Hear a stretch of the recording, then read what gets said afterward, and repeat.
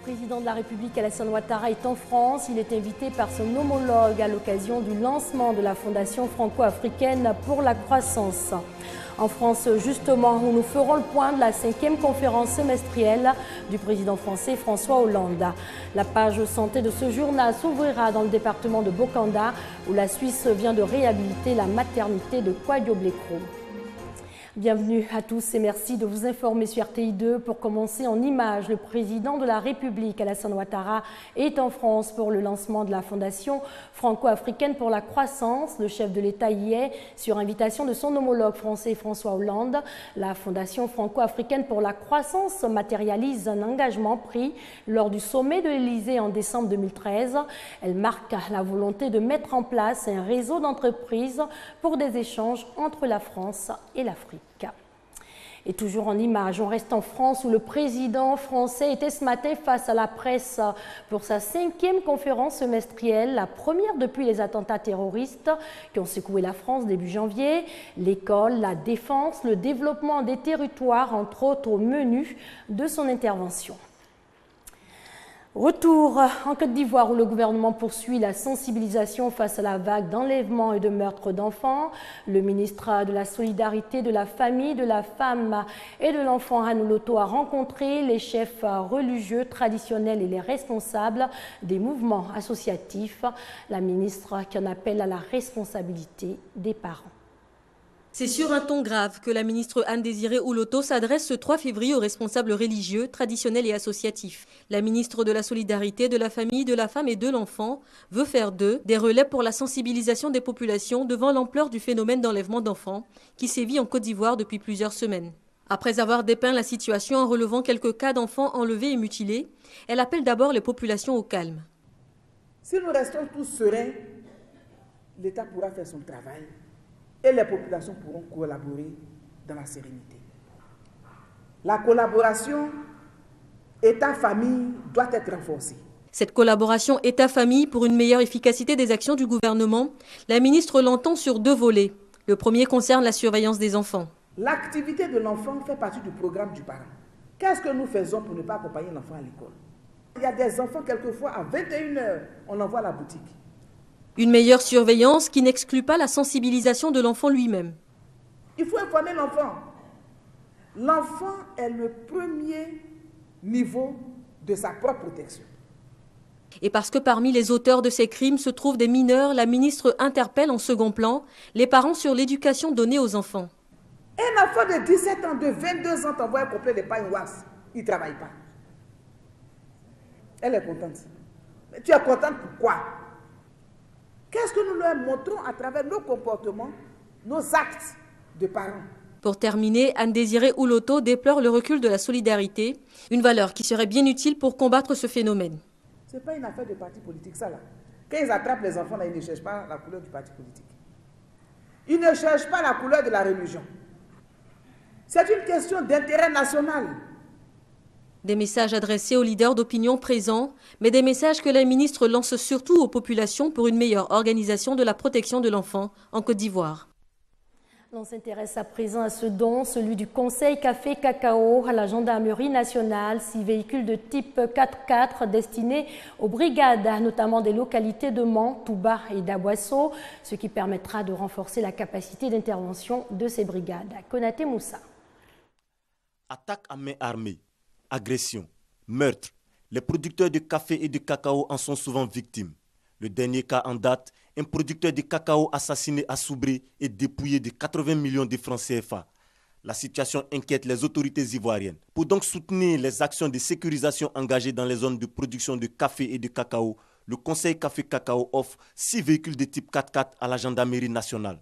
Ces efforts consentis par nous constituent-ils les preuves de l'intérêt que l'institution attache à la sécurité de nos parents producteurs d'une part et à celle de l'ensemble des acteurs de la filière qui opèrent dans la commercialisation intérieure du café et du cacao.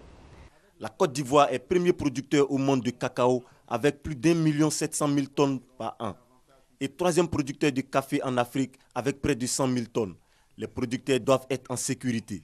Avec l'amélioration du revenu des producteurs, nous assistons malheureusement et de plus en plus à des agressions visant à les dépouiller du fruit de leur labeur et parfois au prix de leur vie. Nos forces seront davantage plus présentes pour remplir leur mission. Dire à nos parents paysans de faire confiance à nos forces. Ces véhicules d'un coût total de 96 millions de francs CFA sont destinés aux brigades de gendarmerie de Man, d'Anané, Touba, à Boasso, à Nibilekro et Nguinou dans la sous-préfecture de Bongouanou. Et j'ajoute concernant le Conseil Café Cacao, les membres du conseil d'administration de l'organisme ont été nommés aujourd'hui. Lambert Kwasi-Konan et Fekese y représentent respectivement la présidence et la primature. Le conseil municipal de Yopougon adopte son budget annuel. Il est de plus de 6 milliards de francs CFA. La commune de Yopougon, on le sait, est en chantier. Une partie de ce budget sera affectée aux travaux en cours, tandis que l'autre servira à la réalisation de nouveaux projets. Ami Sissoko pour en savoir plus. Plus de 6 milliards de francs CFA, c'est le montant du budget 2015 adopté à l'unanimité par le conseil municipal de Yopougon. Yopougon est en chantier et ce budget va servir non seulement à l'achèvement des travaux en cours, mais aussi à la réalisation de nouveaux projets, notamment la construction d'un centre d'apprentissage des métiers de la musique et de la danse, couplé d'un réseau de 5 bibliothèques, histoire de confirmer son statut de commune culturelle. Notre souci a été de préserver la place de Yopougon dans le secteur de la culture. À ce niveau, chacun sait que Yopougon a toujours été un réservoir de musiciens pour la Côte d'Ivoire et des musiciens de renommée internationale et surtout pour faire en sorte à ce que la contribution de la culture à la cohésion sociale soit effective. Autre fait à relever au cours de ce premier conseil, c'est la mise en place de comités de veille et d'appui aux actions du conseil municipal. Une stratégie de gouvernance locale exposée par le maire Gilbert Koné-Kafana. Il sollicite l'implication effective de toutes les couches socio-professionnelles de la commune pour la réussite des objectifs communs. Direction le département de Bokanda où les populations et surtout les femmes de Kwadio-Blekro peuvent pousser un ouf de soulagement. Elles bénéficient désormais d'une maternité moderne. La réhabilitation des locaux est à mettre à l'actif de la Suisse. Kwadio Kwame. Construite depuis 1982 grâce au projet phare Fonds régionaux d'aménagement rural, la maternité de Kwadio-Blekro au département de Bokanda est dans un état de dégradation très avancé. Cette maternité qui n'offre plus de commodités aux malades et au personnel soignant a été réhabilitée. Coût des travaux, plus de 12 millions de francs CFA. La maternité réhabilitée et équipée par la Suisse a été remise aux populations. Une maternité qui est au service d'une dizaine de villages. Les autorités administratives et politiques ont remercié la Suisse pour le soutien constant qu'elle ne cesse d'apporter à la Côte d'Ivoire en cette période de reconstruction.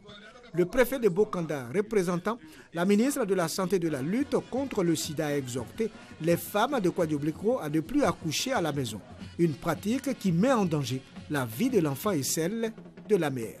Les porte-paroles du village, tout en saluant les efforts consentis par le gouvernement ivoirien et les pays amis pour l'amélioration de la santé des Ivoiriens, ont émis quelques doléances, la réhabilitation du dispensaire, la construction d'un laboratoire d'analyse médicale et surtout la dotation du centre de santé d'une ambulance. Un nouveau médecin a été affecté dans le village et présenté aux populations.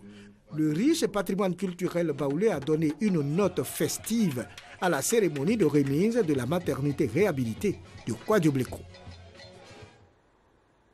À Korogo, c'est plutôt un pavillon qui a été livré pour l'hospitalisation des porteuses de fistules obstétricales. Sur 1710 ex-porteuses que compte la Côte d'Ivoire, l'on enregistre plus de 300 à Korogo. Ce sont au total 1710 femmes porteuses de fistules qui ont été opérées.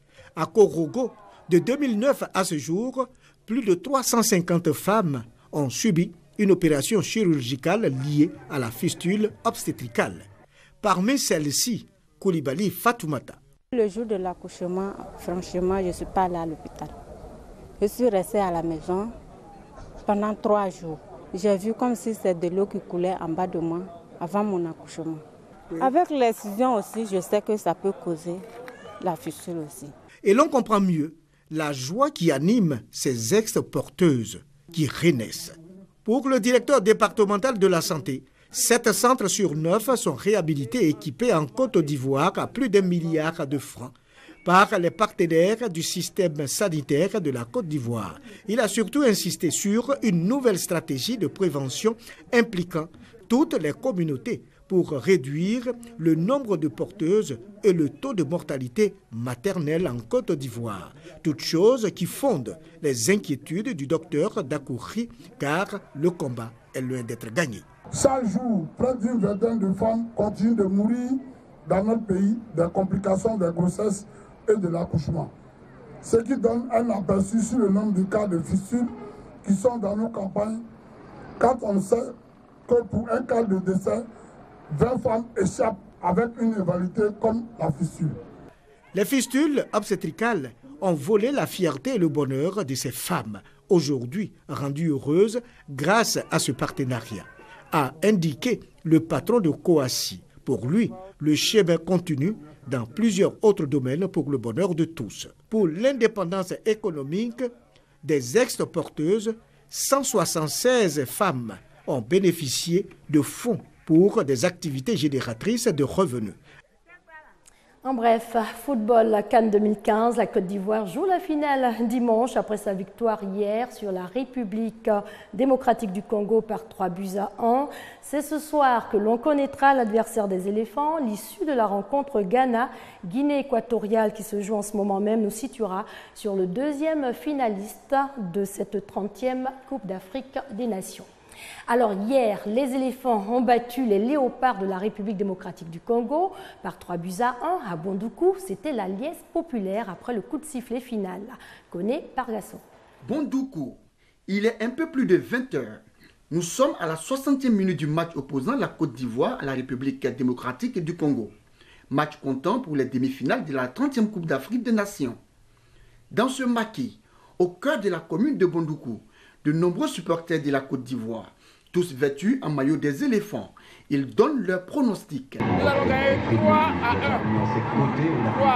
3-1. Il reste le dernier but qui va finir de libérer la Côte d'Ivoire. Un pronostic sans doute entendu par les joueurs. 3 minutes plus tard, soit à la 63e minute du jeu, les éléphants de Côte d'Ivoire inscrivent un 3e but.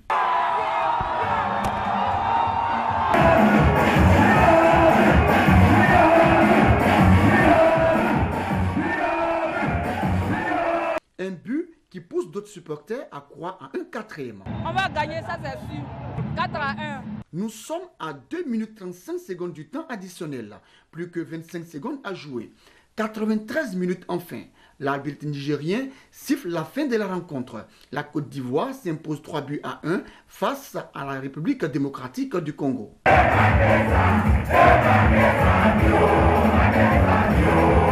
Nous retrouvons Didier. Il avait pronostiqué 3-1 en faveur des éléphants de Côte d'Ivoire. J'avais pronostiqué 3-1. Et voilà que les éléphants ont entendu les cris des Ivoiriens. Didier est tout heureux. Comme lui, les supporters présents dans le maquis sont en joie. Ce soir, le show, c'est gâté jusqu'à matin. J'ai dit 3-1 puis ça s'est réalisé. Nous avons couru jusqu'au bout avec la population du Bondoukou. Et voilà que la victoire nous sourit ce soir. Direction le centre-ville de Bondoukou. Liesse populaire dans les rues de la ville. Une victoire qui fait dire au premier magistrat de Bondoukou que les éléphants reviendront en Côte d'Ivoire avec le trophée de la 30e Coupe d'Afrique des Nations. Le plus dur est passé. Le plus dur, c'était l'équipe du Cameroun. Le plus dur, c'était l'équipe de l'Algérie. Le plus dur, c'était l'équipe du Congo. Maintenant, là, on va chercher le trophée. Pour les supporters de Bondoukou, donc, l'histoire du Sénégal 92 se répétera au soir de la finale prévue pour le dimanche 8 février prochain.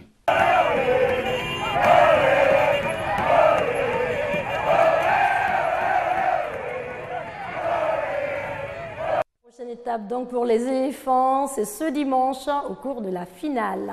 C'est ici que l'on s'arrête. Excellente soirée sur les antennes de la RTI, la marque du service public.